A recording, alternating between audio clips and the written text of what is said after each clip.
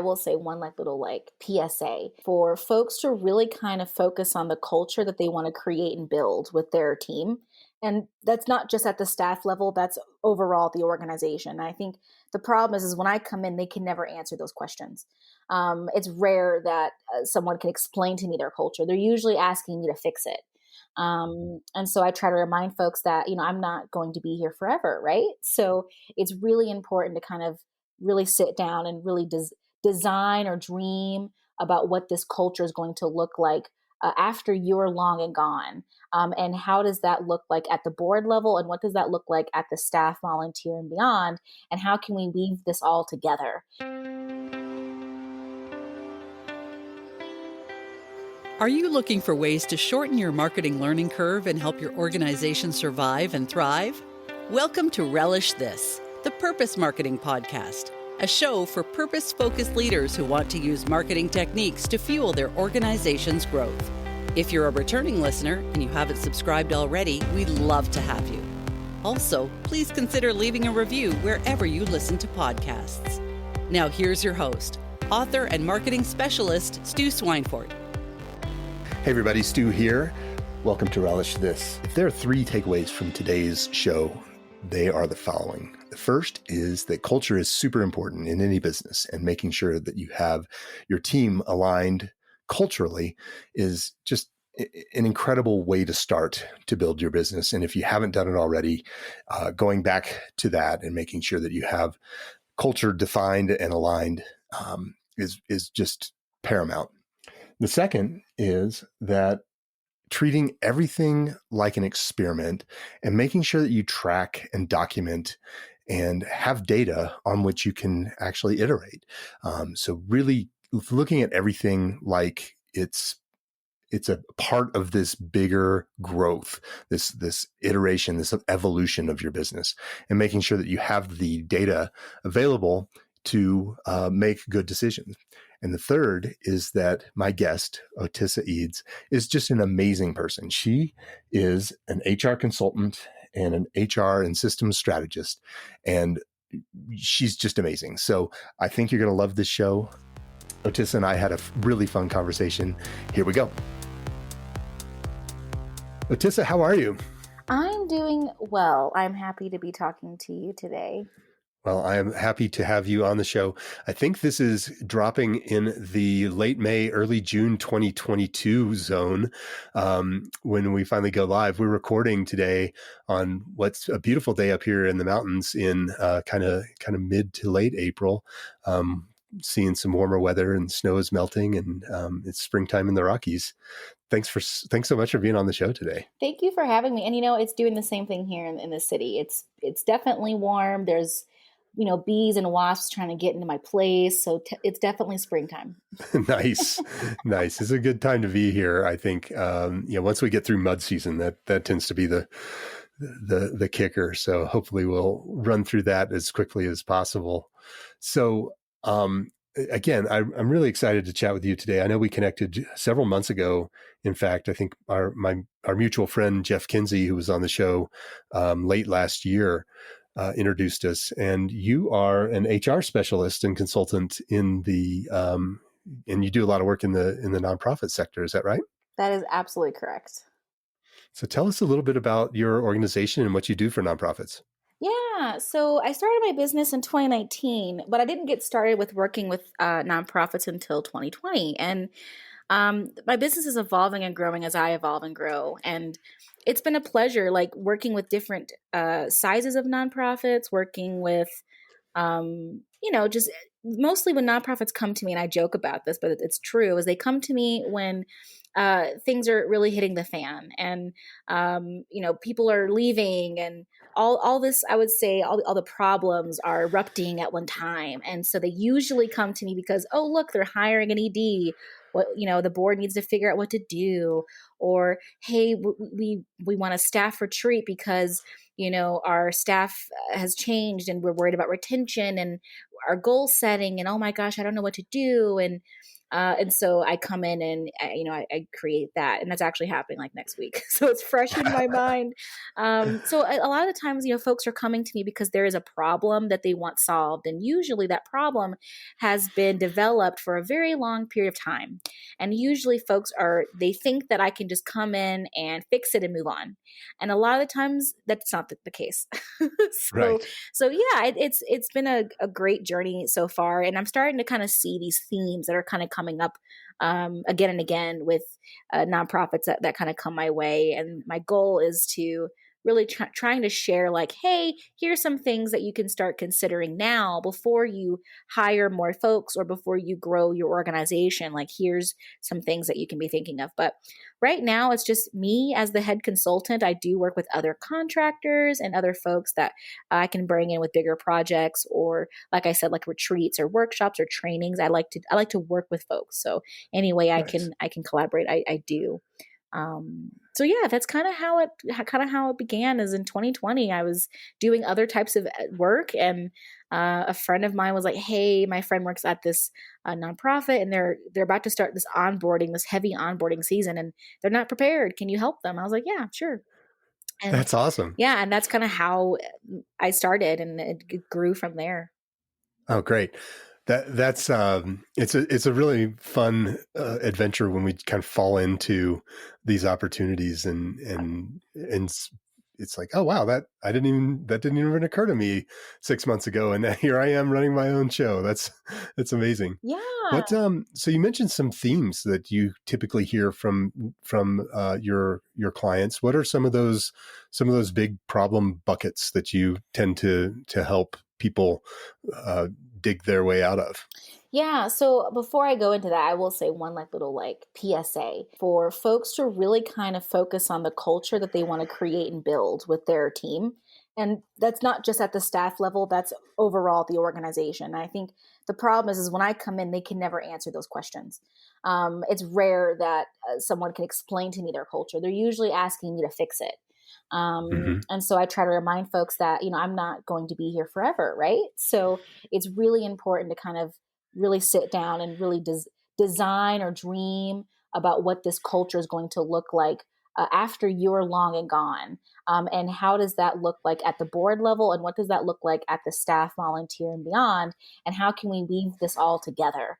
So it's one big PSA because Nice. it trickles down into everything, from systems to governance models to hiring and firing. Like it really all blends together. But folks, unfortunately, they don't think about culture in their systems. They think about culture as this like separate entity, kind of like a mission statement. People think that it's a statement. This is what our culture is, and it's like, not really. But yeah, a lot of the times, folks that I guess I've seen, or the challenges I've seen, is handling growth and kind of having a growth plan for the organization. So meaning like, maybe at the very beginning it was this ED, and now it's 5 years and it's the same ED, and they have maybe a few staff members. But I know that that's not going to be the end all be all of the team.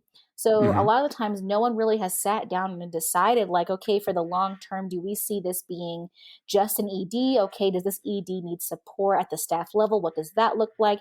Let's create an org chart of our dreams, because then that helps with the hiring process, no matter what stage you're at. If you already can see how this org can develop, then it makes the little things easier to deal with. Because you're like, okay, well, right now I need a grant writer contractor, but it's looking like we're going to have a whole team of development. So what does that look like? Maybe I start looking for a development director in the next 6 months that works with this grant writer contractor now. So that way Hmm. I can offload this whole kind of area to someone else that has that expertise, because I'm learning that EDs wear way too many hats. Yeah, that's pretty typical. So that's just one area that I'm noticing is, the EDs wearing way too many hats, and then also they're trying to be HR at the same time, which I find fascinating.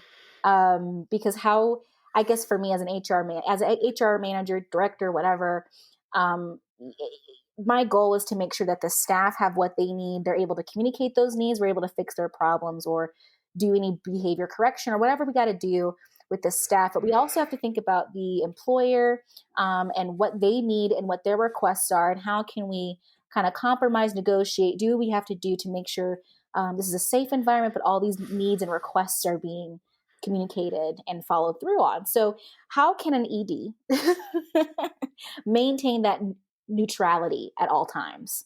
And how can they gather feedback from that staff when it's about them, right? So Right. that's a huge one that I find again and again and again always comes up, even though they hired me to like help their board with something. I'll get a call like, yo, our ED's having issues. Can you talk to them? Or, hey, like we're dealing with a lot of turnover. What's going on? So, and I really think it boils down to the fact that this executive director just has way too much pressure for one person and way too many tasks. So I think that that's something that folks really need to kind of look at from the board level and from the staff level. Like how can this ED have the support, and how can we help them when they need something? But also, what happens when the staff are noticing things? It's kind of inappropriate, right, for the staff member to email the board, chair, hey, I have this problem, right? That's usually not a Sure. norm. No. So that's kind of, I would say those are the big ones. And then the last one is hiring, firing, policies, procedures. Usually folks either have they've been lucky, and so firing is very rare. And so when it does happen, that can be a thing, or just dealing with the nuances of being a manager and having staff. So when conflict arises, or, oh my gosh, this person is not showing up on time, like, what do I do? Or, hey, we have a handbook, but it's not really fleshed out. It's kind of a template we use from so-and-so, right? Right. So there's not a lot of internal systems put in place. And usually they're trying to do that at the same time as something else that's going on, whether it's, it could, is that your cat? Sorry. Yes. Let me pause you there for a second. Kick her out. Hold on a sec.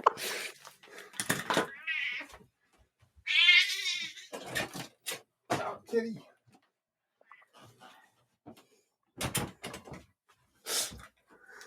So sorry. No, So sorry about that. no, I was just like, am I crazy? Do I hear a cat? Nope. I'm just taking a note here. 9:50-ish cat. All right. I forgot to kick her out before we got started. So I apologize for interrupting there. Not at all. So essentially, if we were looking at the things that you hear, it's either coming from the ED themselves or from perhaps the board, Yes. expressing concerns about some of the challenges that they're facing. Because my guess is that you might have some EDs coming to you saying, hey, I'm wearing too many hats, but that's probably very rare. probably pretty rare, because they don't have that insight into themselves, I guess, probably, right? Right. If an ED is coming to me, it's because they want systems in place and structure, because they think that's going to help with whatever the problems are going on. Gotcha. When the real problem is them. I'm detecting something here in stuff that I do here at Relish myself. So, shining a light on me here in your conversation. That's amazing. When you're working with nonprofits, I mean, I heard you say that a lot of times they think that you're going to swoop in with your Superman cape and just fix things and then go away. And it sounded like that's not the norm. That normally No. it requires more investment. What should an executive director or a board seeking to bring someone like you on to help them look at in terms of longevity of that project or that engagement? Yeah, I think so. I'm going to answer your question, but I'm also a Southerner, so I love stories and parables. So anyway, I tell folks that a lot of my work is like going to the dentist. Usually you go to the dentist for a checkup, maybe once or twice a year, but some people never do that. They only go when there's a big problem. So folks unfortunately treat me the same way. They come to me when there's a big, big problem because they didn't do their checkups. They didn't do the maintenance. They waited and waited and waited until it got so bad that they think this can be solved, quick solution. But in reality, there's so much more in depth. And I usually do the root canal Hmm. comparison, but I'll spare you that. Um, but that's usually what happens is folks come to me like, oh my gosh, my tooth hurts. And really it's like, oh, we got to get rid of the whole tooth and we got to look at the other ones. So that's usually what's happening. And I tell folks what really is important is how much clarity has, I guess, at the board level, staff level, or even from an ED's perspective, like how much clarity do you have on the problems internally?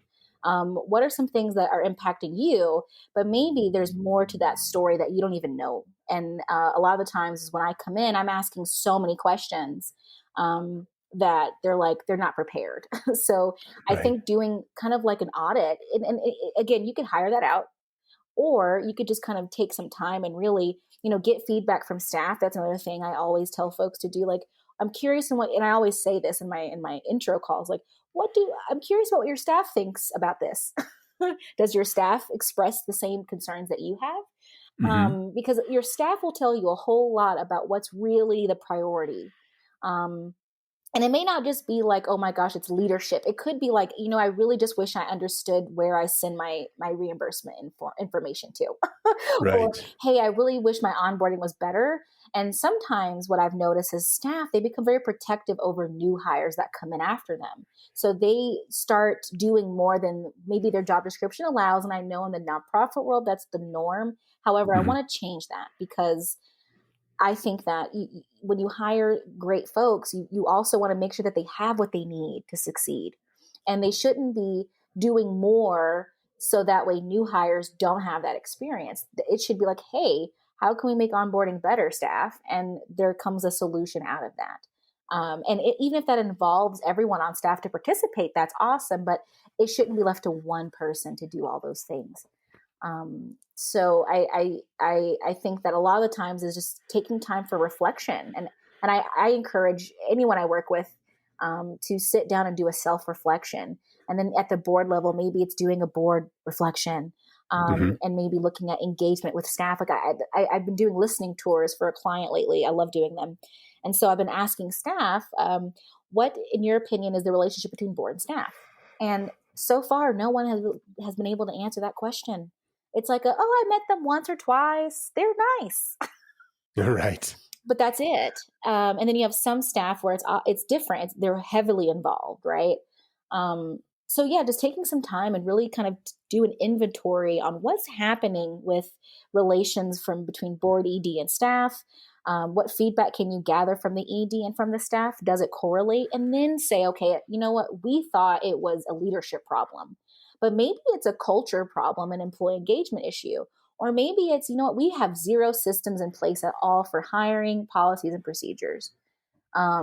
You know what I mean? Like it gives you a better roadmap to where your focus needs to be. And then lastly, and I tell this to everyone, whether you're a nonprofit, small business owner, entrepreneur, is really take time in developing where you see this place going. And I think I said this earlier, but like, and I would get to the details of, okay, in 1 year, in 3 years, and five Hmm. years. Hmm. And if you can do 10 years, awesome, but that usually freaks people out. Right. And create a timeline of where you see this place evolving and growing. And that will help answer a lot of the questions of, okay, so our hiring efforts are going to be focused here right now, because here's the immediate need. But you know what? I think that we're going to need X in a year or two. So it'd be great to get someone maybe at a mid-level. We can bump them up to a director later. And then we can get them more support as this department evolves. Like that's just a silly example. So it's really about being proactive instead of reactive, in terms of planning for future growth and expansion, as well as um, just having systems in place before you end up with problems. Is Yes, that that's correct? 100%. And then I tell folks, like, it doesn't have to be this perfect plan. It could literally just be an outline in a Google Doc, with bullet points. You know what I mean? It doesn't have to be this beautiful, immaculate. I think one thing about nonprofits I've learned is they get really hung up on it looking a certain way, or it being extremely long and wordy and lengthy and eloquent. And that's great. Yeah. But it doesn't, to me, I've read a lot of information from nonprofits I've worked with, and it never really got to the point of Right. of the problem that needs to be solved, or the future challenges that you might face once you do grow, right? So yeah, I completely agree. It's all about being proactive and and realizing that what you do today will not be the same in 5 years. So you have Right. to have what you have to figure out what to do now, what those systems can look like now, but keep in mind that it may outgrow you. So you're going to have to come back and review this on a periodic, at a different time frame. It could be once a year, twice a year, or every 2 years, but you're going to have to sit down and update and review these pieces, and not just look at the mission statement and core Yeah, values, absolutely. right? Absolutely. I think that a lot of people forget that pretty much everything is a living document. And, and, even if you go to print, it's that struggle with perfection as well, where we're always constantly trying to get things perfect. And in reality, there is never perfect, because you can always continue to tweak something until you're unable to type anymore, or whatever, however you're creating that documentation or website or song or whatever. And so getting comfortable with the um, the done is better than perfect idea, and that everything can be revisited, and in fact many things should be revisited.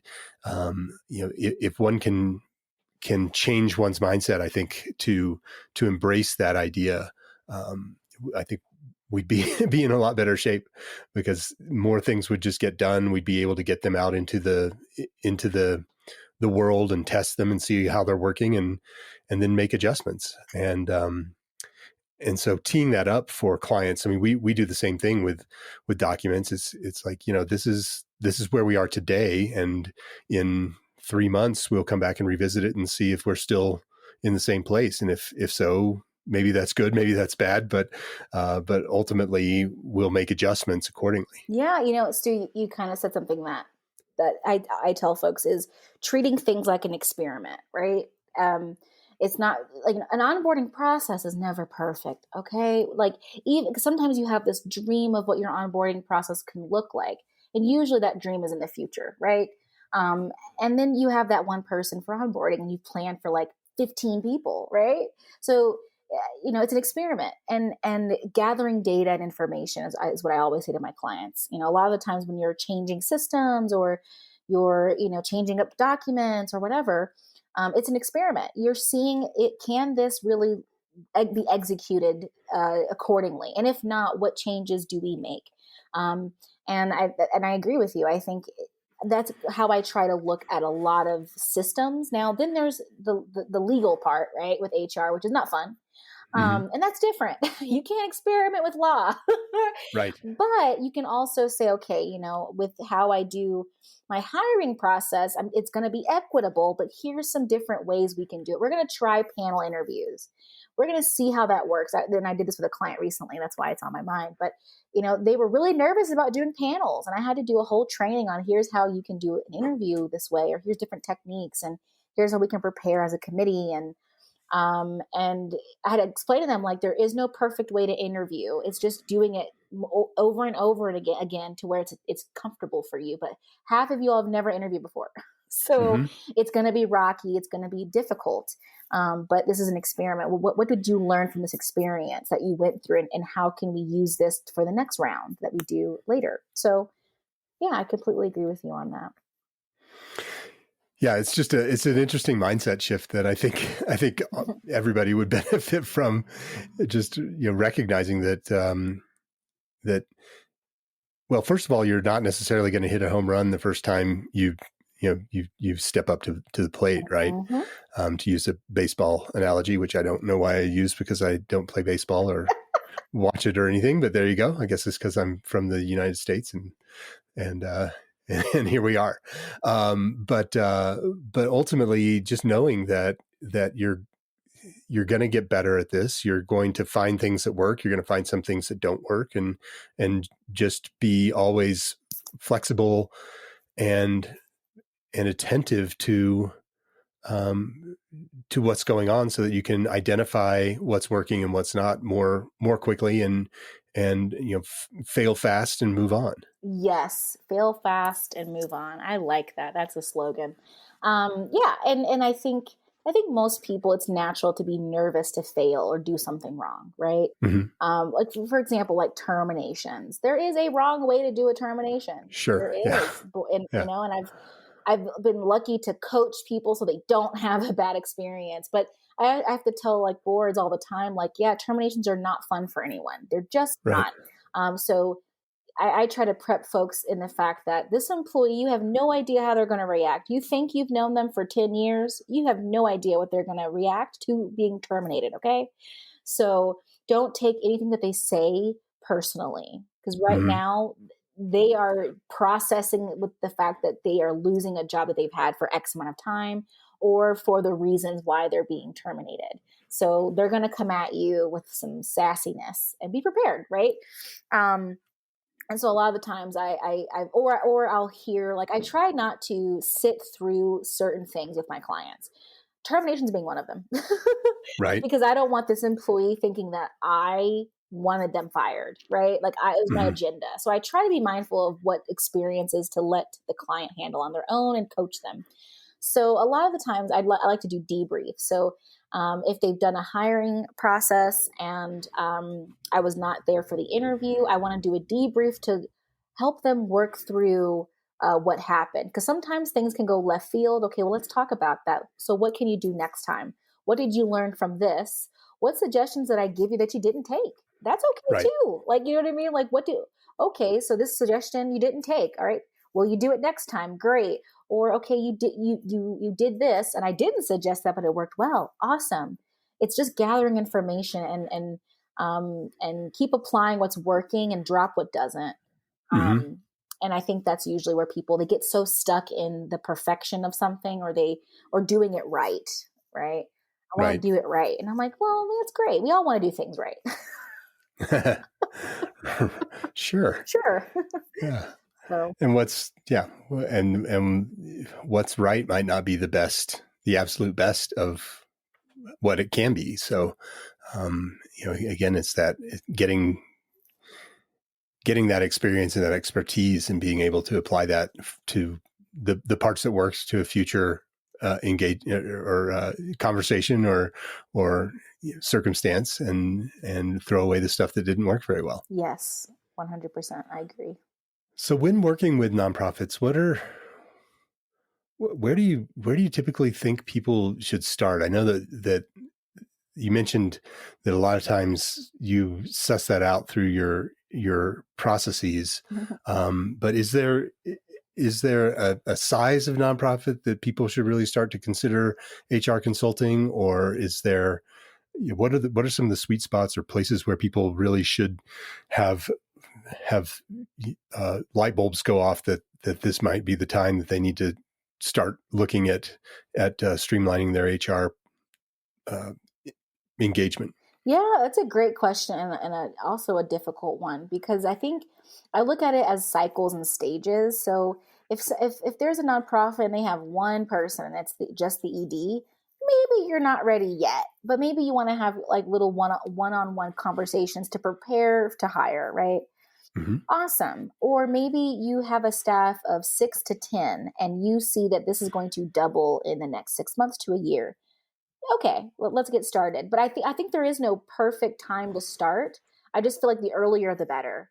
So if you are really realizing that, oh my gosh, we don't have a handbook, we don't have policies or procedures, staff, they're kind of doing onboarding like sink or swim style, right, which is very common. And we really want to smooth things up before we continue to hire. That's a great time, right? So I guess there's no perfect time. It's more of again looking at where you're headed and when are you ready now to get things in place before things really kind of either take off or go off the rails. Right. So kind of doing that quick check-in assessment with the organization, like, okay, look, hey, we got a happy staff of 6, but we could be better. Awesome. Maybe we'll get her in here, right? We'll call Right. Otisa. Or maybe it's like, we really want to do some trainings and workshops around culture and, all kinds of different things. Awesome. Like it really just depends on what the goals are internally. Where do they see their growth headed if they plan on growing, right? There's some places where they want to stay small. That's great too. Maybe there's areas of refinement that they just haven't thought of. So it really just takes time and doing like a self-assessment, a check-in on where the org is at, where are they headed, and what are some things that are out of their expertise and skill set that they need an HR consultant to come in and do things. And it doesn't have to be just a handbook and policies, y'all, but it's just that these are easier examples to think of. It could be a culture assessment. They want to look at the culture. They want to do a listening tour. They want to figure out, are they practicing what they preach, right? Mm-hmm. Are they actually providing their staff with a happy, healthy work environment? Yes or no? And what changes need to be made if not? So yeah, Yeah. it just depends on those different factors, I think. Gotcha. Yeah. It sounds to me like there are a few things that you've mentioned a number of times. One is this kind of this self-assessment piece. And I'd love to dive in a little bit more into what that looks like, so people could maybe have that as a tool that they can at least start considering. If they find themselves wondering if they need an HR consultant, maybe they can take that step. What does that self-assessment kind of piece look like when you take people through it? Yeah, and it's changing, and it's funny because I created it originally as part of a project to create an equitable performance management process, but now I send it out to people all the time. But yeah, so it could look like a lot of different things. I think the board might want to get a head start though before inviting the staff, if that makes Mm-hmm. sense, because they need to Mm-hmm. get clear on their goals and the things that they have to do. And I think here's the thing, and I'm curious in your thoughts on this, and this might go a little left field, but I think folks forget that the board and staff, it's like they do a dance. You know what I mean? Like Mm-hmm. it matters what's happening at the board level, even if the staff don't know all the details, but it matters, right? And what's happening at the staff level is extremely important to the board, even though they may not know the day-to-day operations of things. It's I guess what I'm saying is these groups matter to one another, and I don't think that's always often talked about. I feel like they're talked about as separate entities. Right. You know what I mean? But they actually, you'll be surprised when something's happening at the board level, how that affects staff at some way, shape, way, or form, and vice versa. Right. So anyway, I think that sitting down and kind of those questions I kind of mentioned earlier is really where I would start. And maybe if each member is doing it themselves and coming back to a group, that might be a little bit more detailed, right? Mm-hmm. Like a consultant buddy and I were talking about kind of renewing your commitment to a board and what that could look like, which sounds fun. So it could look like a lot of different things. And I think that someone would have to either curate a reflection self-assessment to fit the needs of the organization, or really taking time to figure out, hey, where's my place here? Where's my role? Am I aligned with the mission still? Am I aligned with what we are doing in the world? What does the core values or the culture mean for me as a person and as a board member, staff member, ED, right? Right. And how am I showing up in this space given all the information just said? And where do I see myself headed from here? It could be very Yeah. simple. It doesn't have to be a 20-page, survey. It could literally be like 6 questions at the most. Right. Right. It's interesting. I was on a call actually earlier today, and this was an opportunity for a founder, CEO type person to really start to let go of the reins a little bit of their organization, and you could tell that that this individual was having some challenges because of this had been this system and entity organization that they had they'd come up with it. They had nurtured it over the last 10 to 15 years, and they knew that they were wearing too many hats and needed experts on hand to help them. And one of the challenges that was expressed was when they said, well, as we're going out and selling, how do I make sure that the message is consistent and aligned, and that people are saying the right things. And it was funny because when they said this, I thought to myself, well, that's what that values, vision, and mission exercise is perfect for, in that everybody should be aligned, and everyone may have, maybe a slightly different way of getting to, Mm-hmm. from point A to point B.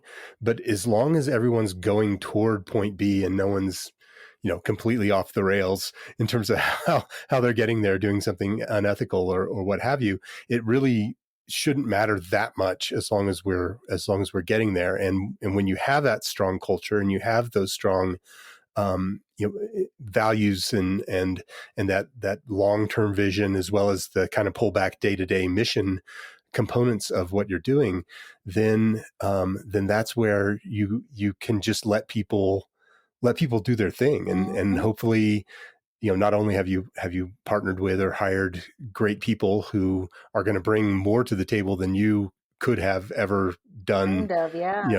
yourself, but also, um, you also have the ability to let them make mistakes, because Yes.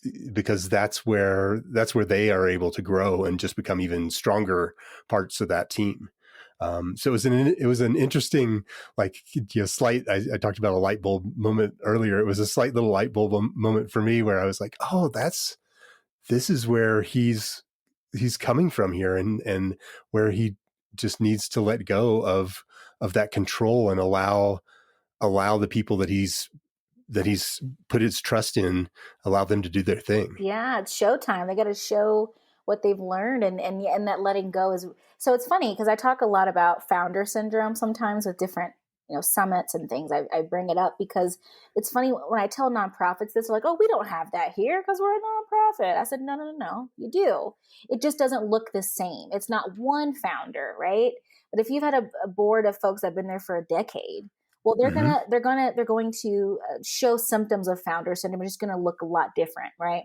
Or if Mm-hmm. you had an ED that's been there for half of a decade, like 5 years, 6 years, they're also going to start, having those symptoms as well. It's just, again, it's going to manifest itself a lot different than just a founder or CEO. And I think that letting go piece is really difficult for some, and allowing someone to have the autonomy to make mistakes, right? Right. I think that folks that are micromanagers, they don't understand that the more you micromanage, the less autonomy you're giving someone to learn. Yep. And so I think it's really, really important that folks think of that. But yeah, it's like, well, you can't control how it's going to turn out, but you can at least give them enough resources, tools, information to be able to get to where they're supposed to get to. And that's the most important piece. And how to stay in that lane, right? How to stay in your lane of prepping up the people and helping them get to where they need to get to, but let them figure those things out for themselves. So Yeah. it's a fun Yeah, for dance. sure. It's a fun dance. Yeah. So one of the things I'm really picking up on, which is fantastic, is I think when people think of HR, all they think about are kind of the hiring and firing and those types of things. But what you're telling me, or what I'm hearing from you rather, is that there's just a lot more that goes into the HR consultancy, or that you can bring to the table to help organizations kind of take it to that next level. And it's not just about building teams, but it's about that culture piece, and how to get everybody on board, like what we were just talking about. What are some of the things that you see, or maybe places where people skip steps, where an HR consultant like you could help keep them on track to really get very much leveled up in terms of their culture piece. Yeah, that's a great question. And I love talking about culture. And before I dive into that, thank you, Stu, for picking that up because I literally try to tell folks that yes, HR, shiny object syndrome, come over here. But when they meet me and talk to me, I'm asking other questions. I'm not asking about your handbook or I don't care about your workers' compensation policy right now. What I care about is other pieces to this Hmm. puzzle that is people, right? That's really what it is. It's people operations is where I'm trying to get people to steer to, right? I think HR's got a bad rep over the last few decades. So I think it's managing people, and how do you handle that, and what does that look like? But with culture, I think there's a lot of different things. I think it also starts with in this case with nonprofits, how is the culture being embedded, right? Like what makes up this culture? And a lot of folks, when you ask them, they go straight to what's on the website. You know what I mean? They quote their mission statement, their core values, and what they're doing with their don't, all the great things that they're doing. But that's not answering the question. So I usually ask people like, how are decisions being made? How is feedback given and received? How are folks engaging on a day-to-day basis? Is there like, for instance, I don't like the open door policy because to me it's, what does that mean? And then how does that translate in a virtual remote space? How are staff meetings being conducted? And is it just a lecture or what I call status updates? Or is it like a conversation debrief over what has happened in the past week? Is it coming up with solutions together? Is it collaborative, or is it not, right? So it's kind of looking at the day to day and really figuring out how is it aligned with where they think their culture is. So I'll give you an example where, and this is kind of ranty, so I'm sorry, but I don't like when folks say that their workplace or their staff is like a family, right? No, it's not like a family. You don't pay to go to barbecues. You don't expect someone to pay you from your family for hanging out and working, right? That is not what we do with our actual family. So therefore, let's not call our workplace, our coworkers, a family. And it leaves room for toxicity, resentment, and then you start feeling obligated to do things that you don't have to do, right? So it just, I never really liked that. And I always tell folks that, well, a workplace, if you call it a family, it'll be a dysfunctional one. So really just taking the time and looking at all these different pieces of this culture puzzle, from the day-to-day operations to, like, again, feedback especially, and also leadership, because if leadership is very top down, then that's kind of the culture that you're going to have. So staff may not really want to come to that leader with suggestions or ideas, or coming up with some cool, some cool projects, or I don't know, who knows? They may not do that in a top-down leadership type culture, right? But if you say that you're collaborative, are you practicing what you say? So do people come together and talk about things? How is that being done and shown? And then also employee engagement. So it doesn't have to be cookouts, potlucks. Like, I know that when we think employee engagement, like, that's what we think, but it really could be staff retreats. It could be, how are you investing in their education and knowledge of something? Are they wanting to learn more about, I don't know, I'm going to say development because it's something that I really want to learn. I hear so much about it in my work. I'm like, what is this? Or maybe they wanted to learn more about fundraising, and maybe you can hook them up with a mentor on the board, or maybe you have to look outside, look external for some resources. So there's a lot of different pieces, I think, to culture, and really it's kind of, again, going back to doing an inventory to really see, are all these things aligning, or where's the gaps? What's missing? Okay, we tell staff that we're collaborative, but yet we really aren't. Okay, well, what does that really need to look like? Those kind of things. Or how are we making decisions that impact a group of people? Do we invite, volunteers to some of these meetings, because this is going to impact them, and it would be great to get their input, right? So really kind of looking at things and taking things apart a little bit, and just kind of saying, hey, are we really showing up the way we think we are?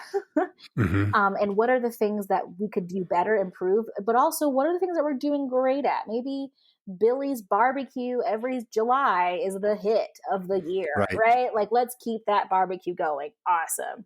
Or, our board retreats are kind of lackluster, so maybe we could definitely spend more time developing this out for the board and for the staff. Okay, what does that look like? Do we have the resources? Do we need someone to come in and do something with us?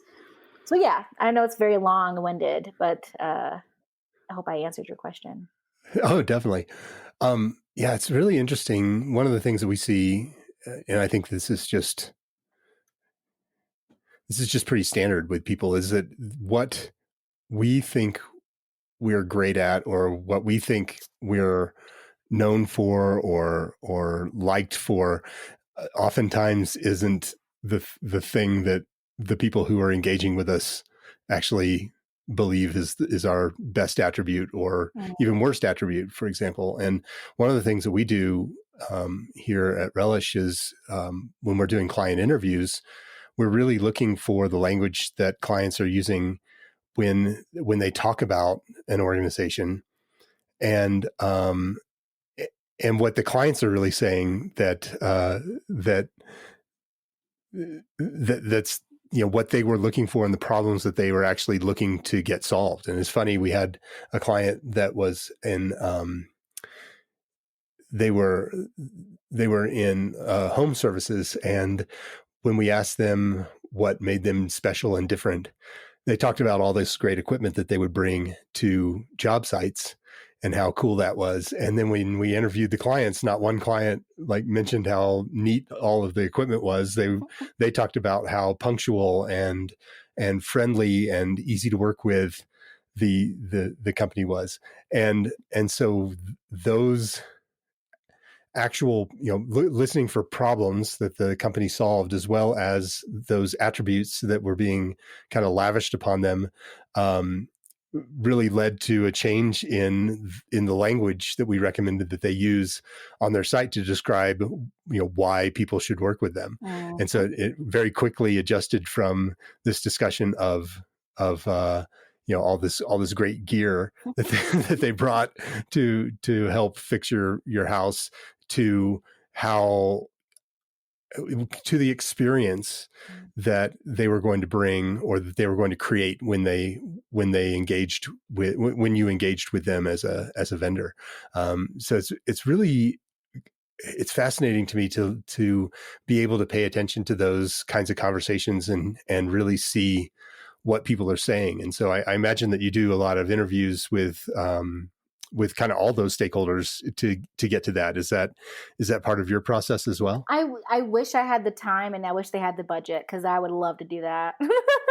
But with my listening tour, I usually stick with the staff at first. Mm-hmm. And depending on where that leads me, then I'll go to the board, and then we'll see where it goes. But usually, folks, with nonprofits, you got to work with what you can work with. Sure. But what I usually tell folks is, I'll ask them questions, like with staff, I'll ask them to describe what are the behaviors, what are these different actions that you have seen in the workplace that describe the culture, right? Because a lot of, again, like with culture, it's so robust that it's hard to kind of figure out, what that looks like. So, or I'll ask questions like, what behaviors, other synonyms, are rewarded, right, Mm-hmm. at this place.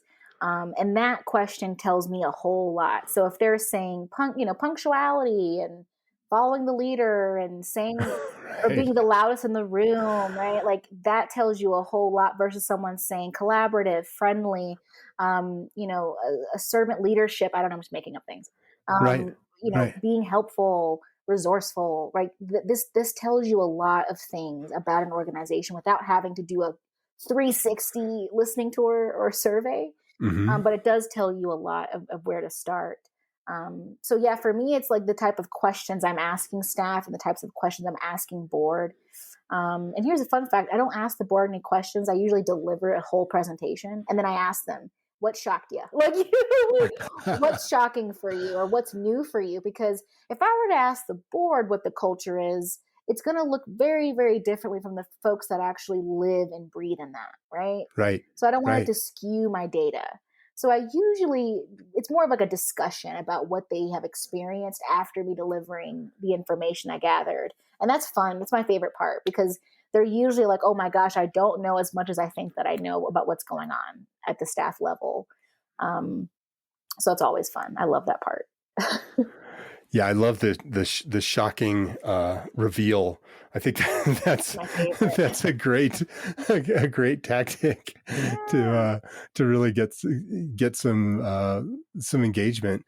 Do you with in your HR capacity, are you doing like big breakout type meetings with boards? That's not the right I know uh what you mean, like an all yeah. board meeting. Like Yeah. I've done Are that. you helping to facilitate those as Well, well? it just depends. I mean, I've done a variety of. I've been grateful that I've done a lot of cool stuff. So I have been to. Those are terrifying, but I'll do them because it's more than you, right? So it's like Mhm. 20 people in a room, and then you're the one delivering bad news, and that's always. Right. Hopefully, it's good news, but for the most part, it's always like, so here's the problem, or Yeah, I was on a you board where know, we had an all day kind of intensive, and you know it was really coming back down to what's the so the board's there to really kind of guide, you know, point in the right direction. They're not there to facilitate the movement toward that direction. If 100%. usually right. But most folks And don't. They can't see it that way. right, right. But ideally, you know, you have a board that says we're going this way, and hopefully they give some uh, you know um, inspiring speeches to encourage people that that's the right decision. Maybe they're not giving speeches really, but in any event, yeah, they're giving them some guidance as opposed to telling them how to do it. It's the here's where we're going, and so we've you know in my experience on boards we've had you know potentially all day sessions to review those you know that vision and then you know kind of pull back to the mission that helps drive that helps what's the day to day that helps get us there. um, but you know those can be you know these very intense all day types of engagements which can be very rewarding. I was just curious if that was something that you and your that you do as your capacity of of an HR consultant. Yeah, I've done. I mean, it's funny because I just got someone asked me, "Hey, can you? We're gonna have a board retreat and we're gonna talk about org structure. Can you come and do a little thing on it?" I'm like, "Sure." So I have. I've had the pleasure. It just depends on exactly the topic. Like I'm Mhm. very detail oriented. So I'm like, "Okay, what are we talking about? How much time do we have?"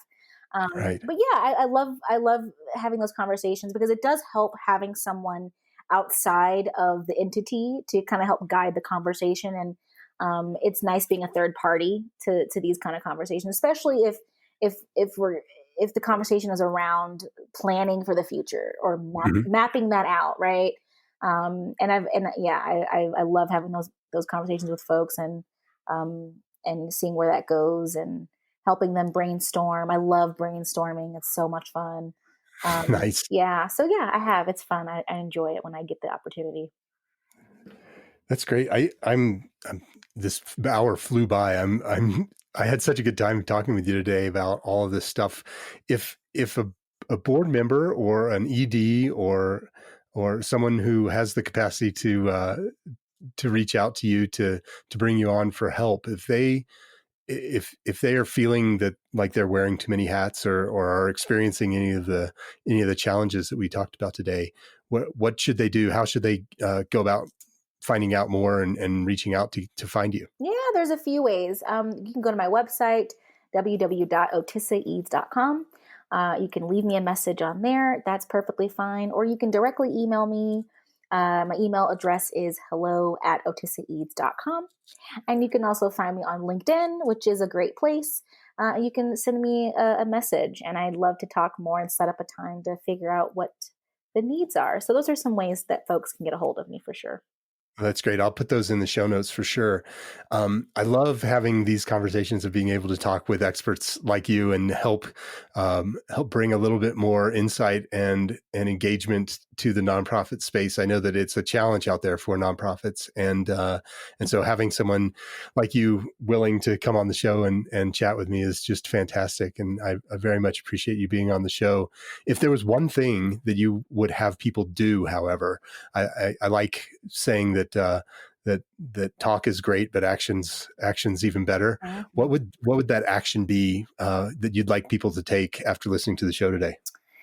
Ooh, man, that's hard because I got all's the answers. I would say the biggest thing, the biggest action step is gather feedback and data, whether that's from the staff, from the ED, or from the board to the board, however you want to look at it. But spend time gathering information and doing your own inventory and research on what's happening internally, just because it gives you're able to really communicate your needs when you're working with, consultants or other experts. It just really helps to understand what's going on. And that way you're not dealing with too many surprises from that consultant having to deliver some information to you. You already know, here's my mess, here's where we're at, how do we clean it up? You know what I mean?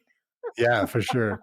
So do that work up front to really get a good feel for what you think the challenges are before you maybe reach out. Yes, I couldn't agree more.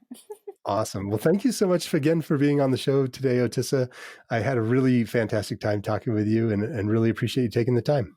Thank you so much for having me. It's been great. And I just adore you and everything that you're doing in the world. This is great. Thank you. That's awesome. Have a great day. All right, you too. Bye. Bye. And there you have it, another great episode of Relish This. Thanks again for listening. You can find past episodes of the show at relishthis.org. And remember, if you liked what you heard today, please subscribe and leave a review wherever you listen to podcasts.